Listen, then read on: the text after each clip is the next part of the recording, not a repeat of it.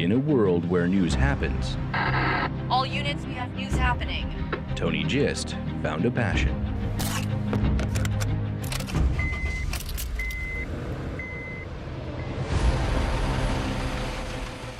We've seen a few homeless people trickling around here. Out there in the water is a boat. If I zoom in with my... all you gotta do is stop by this place.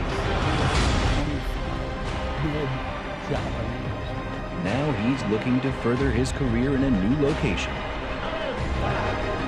Where? Will he end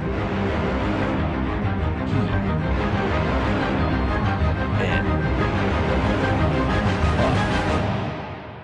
next?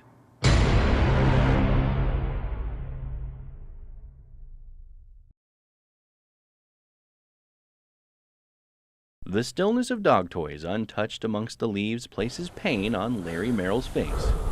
All because someone decided to walk away with Bandit, a.k.a. Meathead, Merrill's 3-year-old English bulldog. Came in to let him in and they were gone. He was gone. Now it's locked. With no evidence that Meathead made an escape, Merrill is left with only one explanation. English bulldogs are they're very expensive dogs. And I'm assuming that somebody thought that they could take him and maybe get rid of him. You know, I've been searching Craigslist from Seattle to California. What someone may see as a dollar sign, Merrill sees his family. My kid goes 1 week with me, 1 week with his mom. And when he's with his mom that week, Meathead or Bandit was my dog, was my other kid. Yeah, I know. And he isn't alone in his worries. She misses him. Lily is still upset about her friend's disappearance. The unknowing of where he's at, what's going on, is he being cared for? All those questions, I don't know. And that's what's hard for me. Having to explain to his son that their dog has been taken away will be no walk in the park either. Yeah, he'll find out tonight. Tonight or tomorrow I'll talk to him about it. When the time's right. In Eugene, Tony Gist, KVAL News. When temperatures rise, people flood the rivers in numbers that rival the proverbial fish in the sea. A scene more common than the boost in business at Colin Paddock's yard sale. But he has a theory about it. When they're comfortable, they're kind of they'll just look and be picky. But if it's pot, they're just like, okay, let's get this over with. This looks good here, so. Paddock says his strategically placed in the shade sale didn't see the same volume on the slightly cooler Sunday. Much like this park, where sizzling slides go untouched. But the heat didn't keep Misty Glaze from bringing out the kids for reasons any parent can relate to. We're just trying to wear the kids out.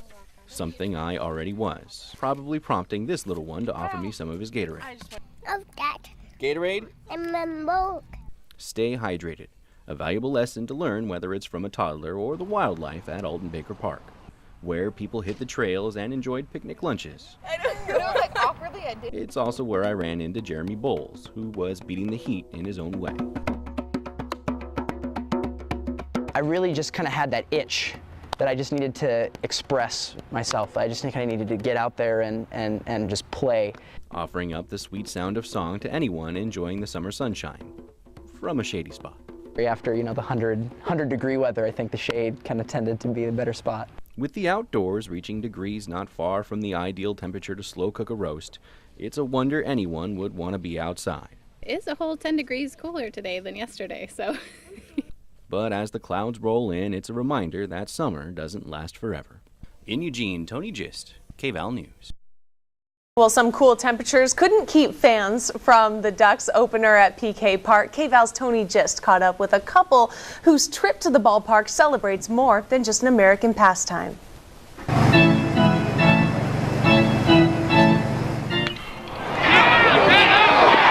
Baseball is America's game and always will be, because it's a game where the conversation is every bit as important as what's happening on the field. And it wasn't long into my conversation with Brian and Lila Hood that I discovered they really love their ducks. Good on. Yeah. We built our life around it. We figured we had enough money when we retired to have one really bad vice. But these two haven't always shared their love for green and yellow. I was a Notre Dame fan. I have been a Duck fan for over 50 years.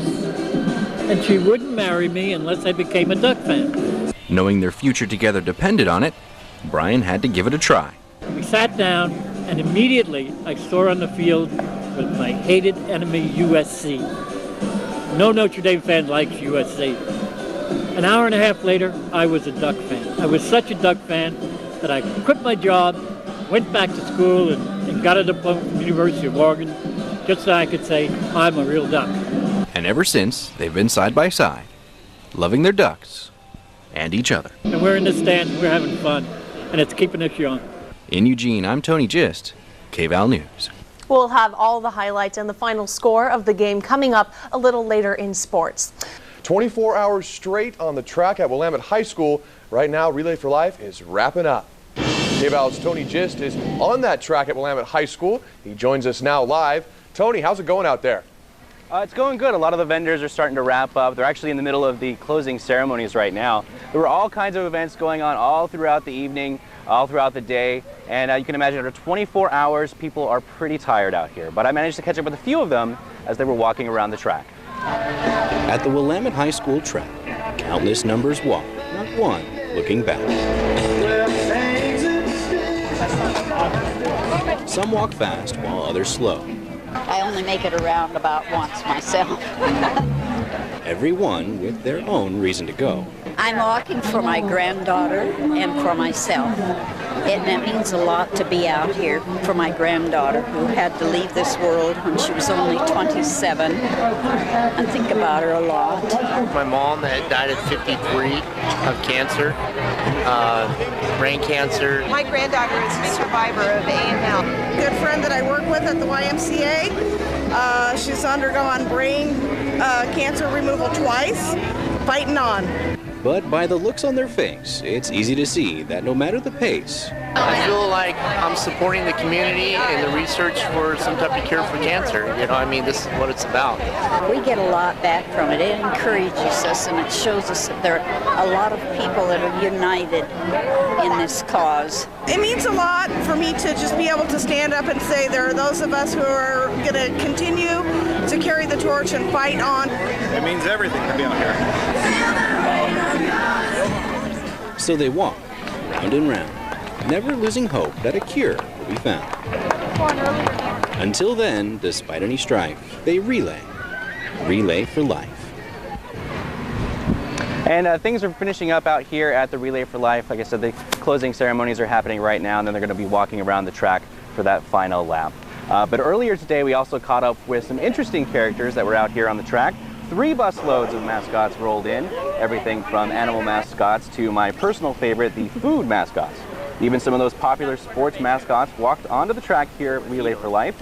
It's called Mascots for a Cure. It's an attempt to break the Guinness World Record. There were more than 150 mascots out here today. Organizers tell me that they raised about $10,000 to go to Relay for Life. Live at Willamette High School, Tony Gist, KVAL News. Early in the day, we were live at the Wild Duck Cafe with Yasmin Dar. I was behind the camera, much like I am now. And before packing up and heading back to the station, I decided to hop back inside to find out from the fans just how things were going. The Ducks put points on the board as soon as things kicked off, giving them the expected early lead. With the 2-point conversion on the first touchdown, that's definitely a classic Chip Kelly, you know, big balls. With eyes stuck to screens like macaroni to poster board, the game continued. Both teams putting on a show that was anything but boring for fans. This is what I would expect from both these teams. You know, they should have been in the national championship. They're playing like national championship teams. And despite it being a room full of Duck fans, I couldn't find anyone that seemed to mind it being a closer game. To be honest, I'm kind of glad it's not a whitewash in the first half, because I think it's going to be in the second half. The Ducks are going to do really well. I don't like runaway games. I want it to be exciting, and it's very exciting. It's a great game. We're going to win. And as it turns out, Judy and Vern were right. You can never argue with success, and it's so fun to watch the Ducks. I love it. Go Ducks. Yeah, go Ducks. In Eugene, Tasty Tony, KVAL News.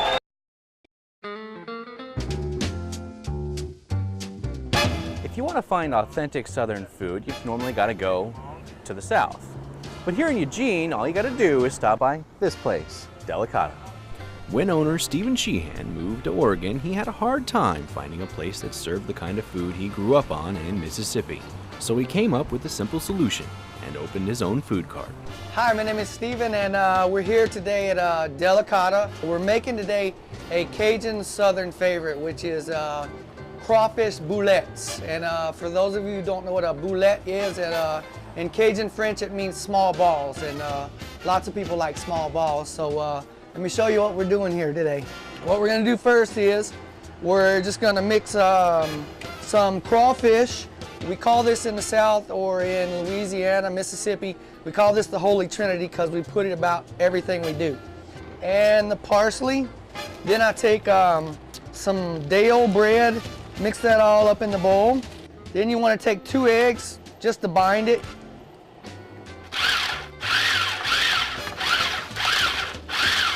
Then what I do is I come in and I put those whole crawfish tail I have left. I put them back in so you'll get some meaty bites. I put about a tablespoon and a half of Cajun seasoning. Then we mix the green onions, a coarse black pepper. I like to add just a little bit of Parmesan, just because my mom's Italian. Mix that up good, and then this is where the boulettes come in. You want to pack them kind of firmly, about that size. You can make them as big as you want, but they're better when they're bite-sized. And then I roll it in breadcrumbs. Drop them in oil at 350. We use peanut oil in the South. It's a religion, you use peanut oil. Then you let them drain. Really simple recipe, but you'll have some happy wannabe Southerners when they taste this dish. What do you think? That's tasty. Keeping Tuesdays tasty. Tony Gist, KVAL News.